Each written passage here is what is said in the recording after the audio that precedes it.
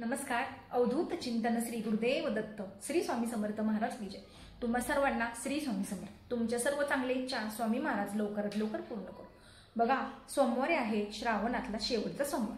तर या दिवशी आपल्याला शिवपिंडीवर कोणती वस्तू अर्पण करायची आहे, तसेच पूजामांडणी कशी करायची आहे, पूजामांडणी करताना कोणतं साहित्य लागतं, सविस्तर व्हिडिओ मी तुम्हाला आता देणार आहे. तसेच शिवपिंडीवर आपण ज्यावेळेस शिवमूठ वाहतो ती कशा प्रकारे व्हायची आहे आणि त्याला कोणता मंत्र म्हणावा लागतो, सविस्तर व्हिडिओ मी आता तुमच्या समोर पूजा मांडणी करणार आहे. चला तर आपण सुरुवात करूया. सर्वप्रथम आपल्याला पिंडीवर अभिषेक घालून घ्यायचा आहे. अभिषेक घालताना आपण डायरेक्ट पिंड अशी नाही ठेवू शकत, त्याच्यामुळे थोड्या अक्षता व्हायच्या आहेत. पाण्याचा अभिषेक होत असताना तुम्ही 108 वेळा ओम नमः शिवाय किंवा शिव अष्टोषध नामावली म्हणू शकता. हे बघा, पाठ्यपुस्तकात आहे या पान नंबर 107 वर. मग ही गळती पात्र लावून तुम्ही शिवाची 108 वेळा नावे म्हणू शकता आणि हा अभिषेक चालू ठेवायचा आणि 108 वेळा तुम्ही नावे घेऊ शकता.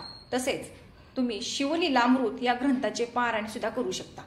बघा, या दिवशी तुम्हाला जर पूर्ण पारायण करायला नाही जमलं तर तुम्ही एक तरी अध्याय त्यातला वाचू शकता. पाण्याने घातल्यानंतर ना परत आपल्याला दुधाने सुद्धा अभिषेक घालायचा आहे.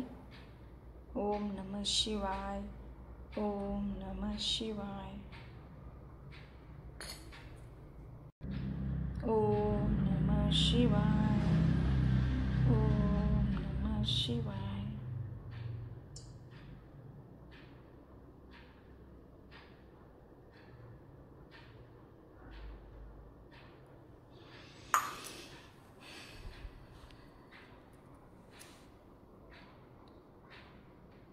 आता पुन्हा एकदा पाण्याने घालायचं आहे.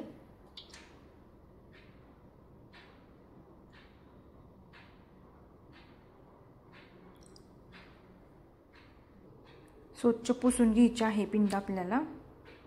अभिषेक घातलेले हे तीर्थ आहे ते तुम्ही स्वतः घेऊ शकता आणि घरातल्यांना सुद्धा तुम्ही देऊ शकता.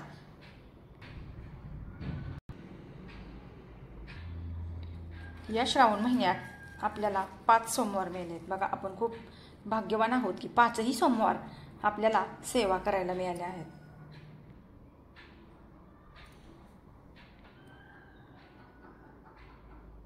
अष्टगंध लावून घेतलेला आहे. कोणतेही पूजा करण्याअगोदर आपल्याला दिवा लावायचा असतो आणि दिव्याला खाली आसन घालायचं असतं. अग्निदेवांच्या साक्षीनेच आपण पूजा करायची असते.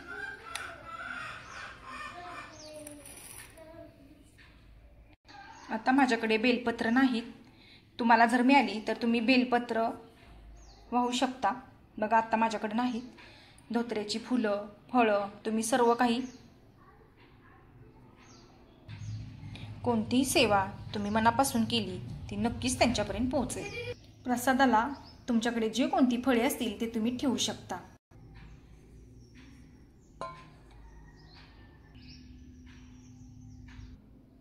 तुम्ही दिवसभरात शिवलीलामृत या ग्रंथाचे जमेल तेवढे अध्यायाचे पठण करू शकता. बघा, केलेली सेवा कधीच वाया जात नाही.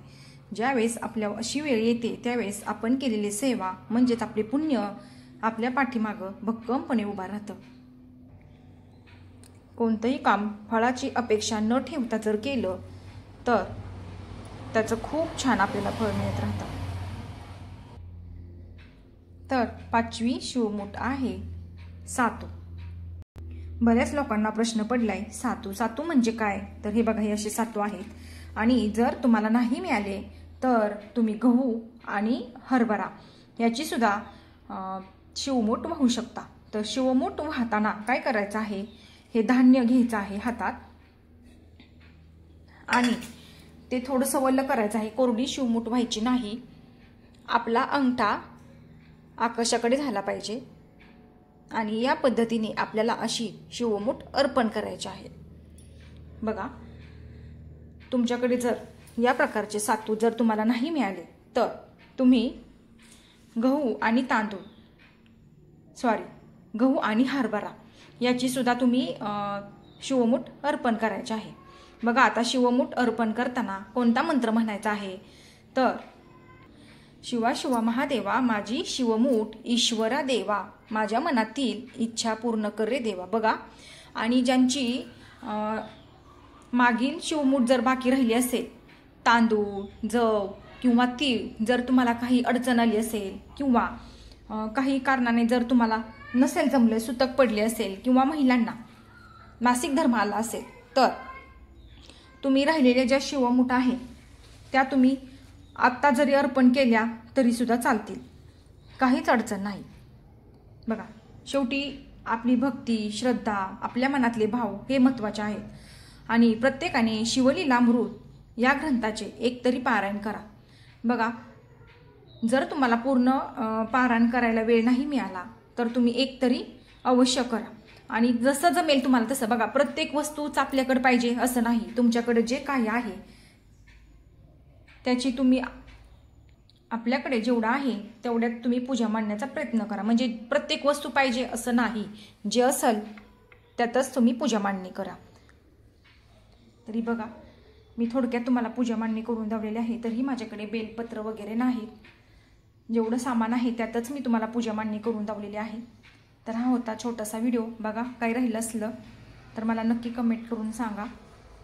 केलेली सेवा श्री स्वामी चरणार्पण वस्तू। व्हिडिओ आवडल्यास लाईक शेअर आणि सबस्क्राईब करा। तोपर्यंत तुम्हा सर्वांना श्री स्वामी समर्थ।